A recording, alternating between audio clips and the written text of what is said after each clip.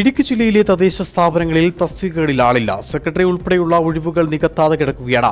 തദ്ദേശ സ്വയംഭരണ സ്ഥാപനങ്ങളിൽ കഴിഞ്ഞ 6 മാസത്തിനുള്ളിൽ സ്ഥാനക്കയറ്റവും നടന്നിട്ടില്ല.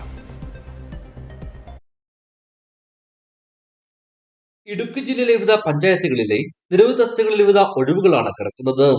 വിവിധ പഞ്ചായത്തുകളിലായി 7 സെക്രട്ടറിമാർ, 9 അസിസ്റ്റന്റ് എഞ്ചിനീയർമാർ, 15 overseer grade 1, 13 overseer grade 2, 21 overseer grade 3 എന്നിങ്ങനെ 120ഓളം തസ്തികകളാണ് ഒഴിഞ്ഞുകിടക്കുന്നത്.